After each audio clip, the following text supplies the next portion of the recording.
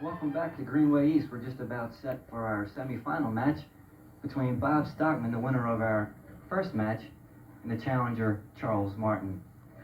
Bob Stockman should be full of confidence right now, Tommy. He's bowled 151 game. We have Charles Martin starting off. Charles, a bowler from Baltimore, Maryland. Makes the game look very simple, doesn't he, Tom? He sure does. So far, that first ball just didn't quite come up enough. He was a little light in the 1-2, but he still had good carry, leaving the 10-pin for the spare. If you watch, he's a good bowler to watch as far as the elementary part of the game. He just lifts the ball nice and easy. Let that one get away to the right. The corner pins, quite often we don't practice enough, Tom, on the corners. And when they pop up, we get a little nervous. He recovers nicely, picking it up for the 10 count here in the first frame.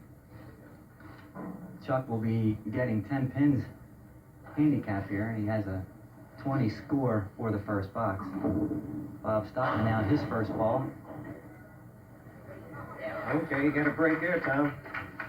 Coming across the head pin there, he came into the 1-3, was breaking away.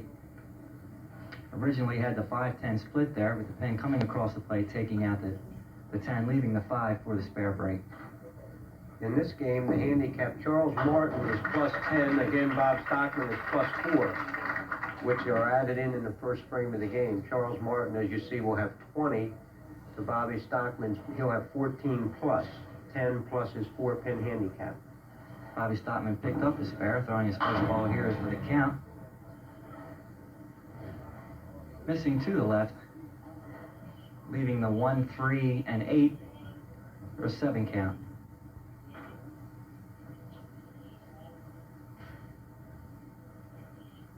Bobby Stockman now getting ready to shoot this shot, and he does it nicely, converting that 1, 3, and 8. That's a difficult spare at times to make, Joe. It sure is, but I tell you, he's bowling with a lot of confidence, and he looks loose, and the pins show that he's loose. When you see the pins moving around the way Bobby has them moving, it's because a man's he's not pointing the ball, he's getting a nice snap on it. Chuck Martin, his first ball, getting away from him there a little bit. He's got a difficult shot here for spare. He's left the 2, 8, and 9. Picking out the 2 and 8 on the second ball, leaving the 9 here. Bob Stockman has made up the difference in the handicap. We have a match of Bob Stockman 31 plus in the second to Charles Martin 30. So Charles needs to have something happen for him to loosen him up a little bit. A good ball right here would really help his confidence a little bit and get him on his game. We all have a tendency when we're shooting the corners to maybe ease up on the ball just a little bit, enough to make it run that extra couple inches, and it can cause it to go by the object pin or to miss it completely. Well, and I think you'd have to agree, Tom, that lack of practice on these corners creates lack of confidence. No, Chuck Martin goes by the 6-10 there on his third ball for an 8 in the third box, giving him a score of 38 through 3 frames. Bob Stockman's 31 plus this ball. Now we have Bobby on the 3-pin of first ball, leaving a difficult but very makeable spare shot. I tell you, in talking to Bobby, he mentions that he tries to look at the pins all the time, and I mean from the time he takes his first step all the way to the line, and this is a good thing. Out of 10. And he got it the hard way, hitting the 6-pin on the outside with that third ball, but he got a fly back and came across to take the head pin out. Right now we have Bob Stockman in the lead by 7 pins. There you see the replay, and the rubber does come into play, doesn't it? So we have a 45-38 match right now with Bob Stockman bowling in the 4th frame. Pretty ball. Lays it in there nicely into the 1-3 pocket, leaving the 7-pin. Once again, Joe, we're going to get a shot at a corner pin here. I believe this is the first time that we've had a break here on the left-hand side of the lane. Well, it should favor him with his style. Rate of the year, as we say, spare nonetheless. Takes a deep breath, and we're glad to see that being marked up on the scoreboard. Chuck Martin now coming up here in his fourth box. He's got to go a little bit. He hasn't marked yet. Well, I tell you, we tend to, when our nerves get the best of us and the pressure or whatever, because he has fallen a little behind, and we tend to be, I call it robotic, where you're not fluid, you're very first step, second step, third step, and right now he needs to just get his rhythm, you know, kind of sort of shake it out a little bit and try to get loose. Very tough thing, easy to do from here. And this time he converts the 610 for the spare, giving him 48 plus in the fourth, and hopefully maybe that'll loosen him up a little bit and he can bowl his normal game. Yeah, it might be just what he needs. There you see the score. 55 plus in the fourth for Bob Stockman, the 48 plus in the fourth for Charles Martin. He may get this pin, Tom. Look, sure it would. Excellent pitch there. Is really good ball into the 1-2. Didn't get a break though with the spare break, leaving the difficult 5-10. There you see Charles's high set of 474. What he should be doing is shooting one pin. It's very, very close. It's hard to favor part of a pin. I think if you just keep shooting objects, you'll make your share of slide shots. And Charles picks up 10 for this fifth box.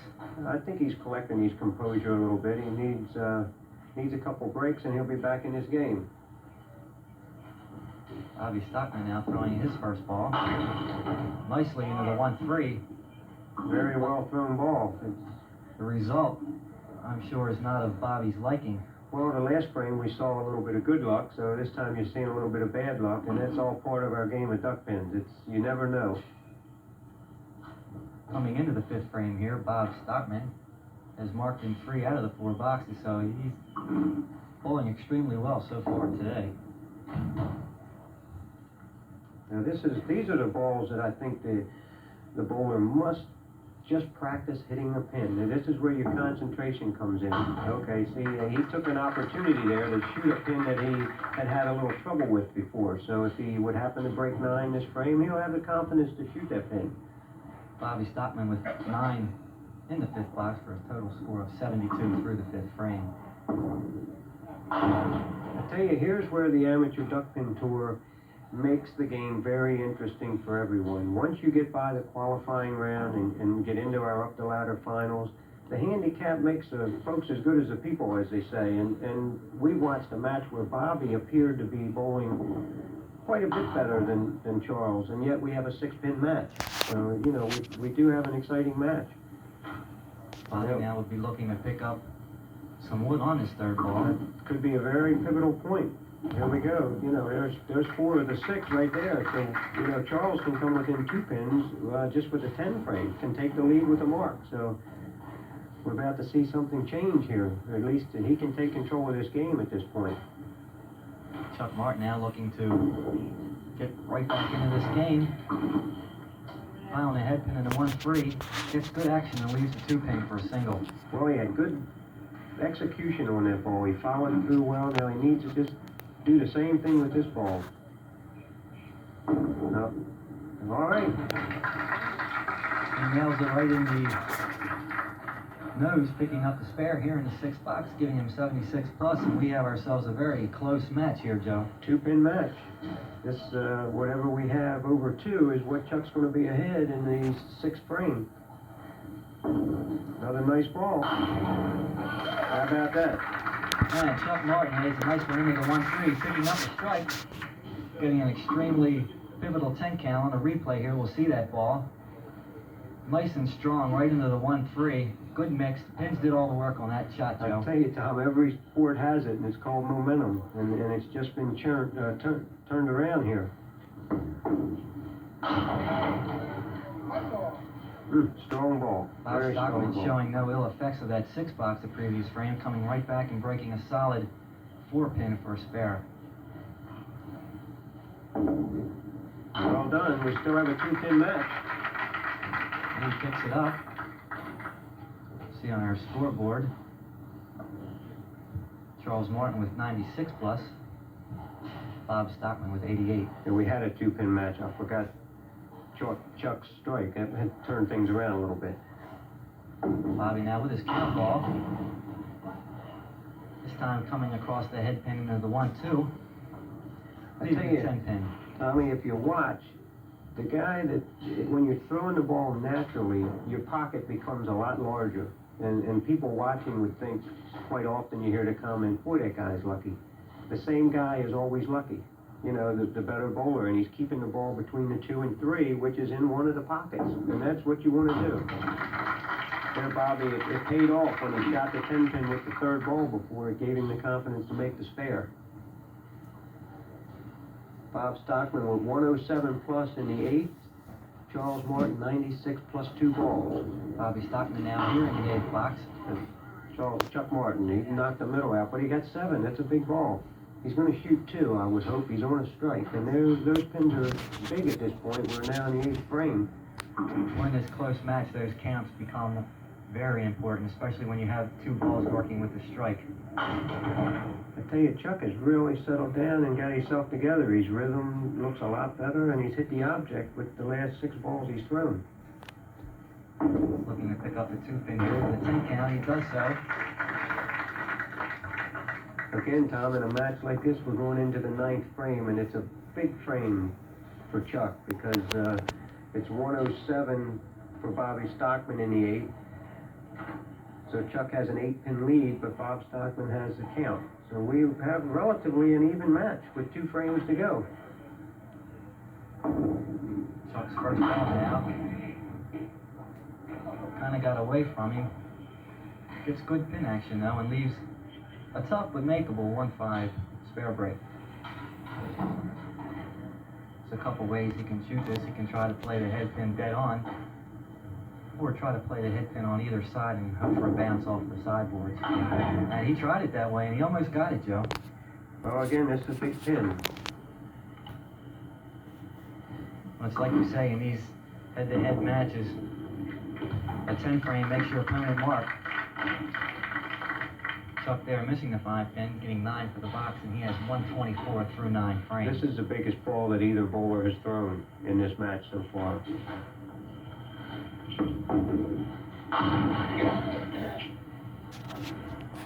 I tell you, Bobby's unusual. That if you listen, it sounds like what they're calling almost drops the ball. But I think if you watch closely, if they would have a replay or even on this ball, when the ball hits the approach behind the line, it's still in his hand. I don't think he's actually dropping it. He gets down low, and I think he's actually bumping the floor.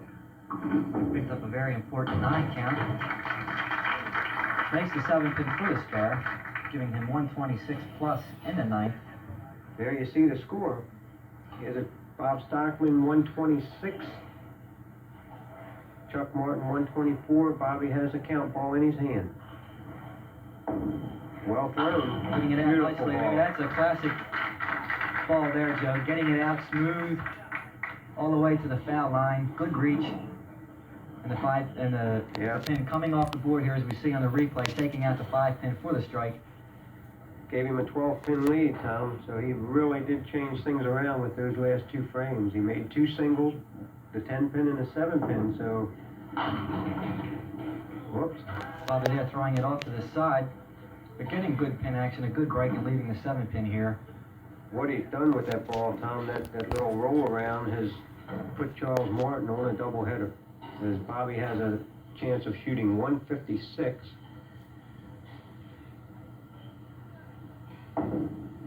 Matter of fact, he has 155, and the best Charles Martin can do is 154. So we have Bobby Stockman moving on to our final match. Chuck Martin now. Good set to roll his 10th frame. The most he can get is 30, and that will come up 1 short. So again, Bobby Stockman pulled a very good game. You have a bowler with 128 composite average in his leagues. His tournament average has been adjusted upward a little bit, but he's shot games of 151 and 155. Not too shabby for 128 average bowler, huh? And Chuck Martin picks up the 1-3 spare break here in the 10th box. got an opportunity to shoot 144, a very nice game. This was an extremely good match, Joe. Bowlers did a lot of things right, didn't they? Very nice game. 141 to 155. So, Bobby Stockman will move ahead to our final match to bowl our top seed, Greg Trilling, and we'll have that right after these messages.